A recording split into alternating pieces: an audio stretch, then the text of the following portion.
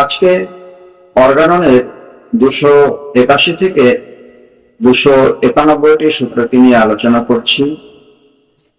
Mahatma Hahnemann 281 নম্বর সূত্রে বলেছেন যে ওষুধের মাত্রা যে খুব অল্প করে প্রয়োগ করা উচিত এটা বোঝার জন্য 10 থেকে 15 দিন ওষুধ বন্ধ রেখে কেবল বিশুদ্ধ দুগ্ধ শর্করা প্রয়োগ করা উচিত।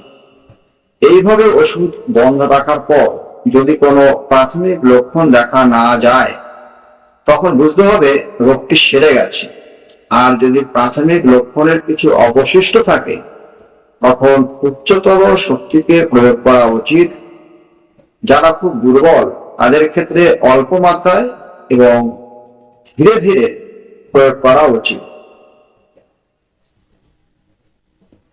তিনি 282 নম্বর সূত্রে বলেছেন যে বিশেষত চিররোগের চিকিৎসা প্রথম মাত্রাতেই যদি তথাকথিত মূল রোগের সুস্পষ্ট বৃদ্ধি ঘটে তাহলে বুঝতে হবে ওষুধের মাত্রা বেশি হয়েছে। ওষুধ বারবার ঝাঁকি দেবার ফলেও ওষুধের পাওয়ার বেড়ে যায়। তিনি 283 নম্বর সূত্রে বলেছেন যে চিকিৎসককে সবসময় ওষুধের অল্প মাত্রা ব্যবহার করা উচিত, কারণ ভুলবশত যদি ওষুধ নির্বাচন সঠিক না হয় তাহলে জীবনী শক্তির ওপর ওষুধের কুফল প্রভাব পড়তে পারে। ওষুধের ক্ষুদ্র মাত্রায় তা সহজেই নিবারিত হয়।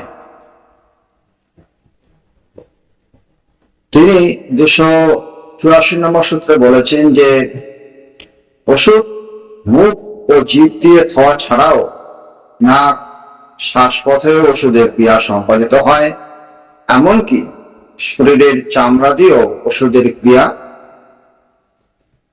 দেখা যায়। তিনি 285 নম্বর সূত্রে বলেছেন যে চিকিৎসক যে ওষুধ রোগীকে আভ্যন্তরীণ ভাবে দিচ্ছেন সেই একই ঔষধ রোগীর শরীরের সুস্থ অংশে বাহ্যিকভাবে বসেও প্রয়োগ করতে পারে। এতে দীর্ঘস্থায়ী রোগ দ্রুত সুস্থ হয়।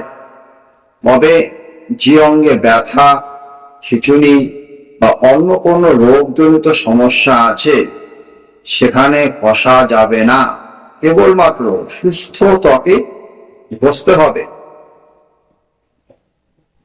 তিনি 286 নম্বর সূত্রে বলেছেন চুম্বক বিদ্যুৎ বা রাসায়নিক বিদ্যুৎ মানুষের শরীরে কিছু প্রভাব ফেলতে পারে, কিন্তু এগুলোকে সাধারণ ওষুধের মতো চিকিৎসা উপাদান হিসেবে সরাসরি গণ্য করা যায় না।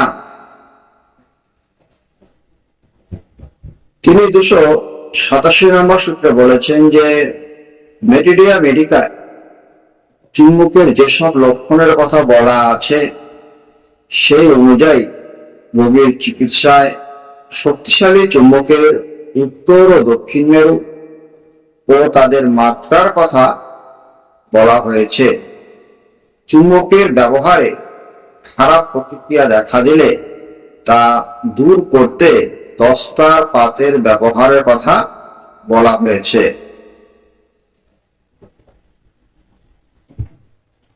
তিনি 288 নম্বর সূত্রে বলেছেন মানুষের শরীরের ভেতর এক ধরনের প্রাকৃতিক জৈব চুম্বক শক্তি থাকে যা ঈশ্বরের দান।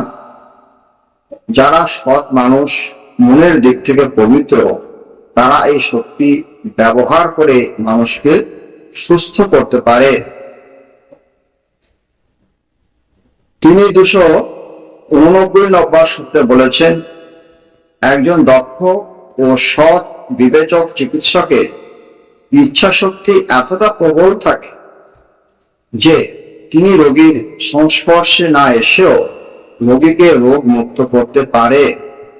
চিকিৎসকের শরীর থেকে নির্গত সুপ্ত প্রাণ শক্তি বা চুম্বকীয় শক্তি তরঙ্গের মতো পরিবাহিত হয়ে রোগীর দুর্বল বা বিশৃঙ্খলা জীবনী শক্তিকে পুনরায় ফিরিয়ে আনতে পারে।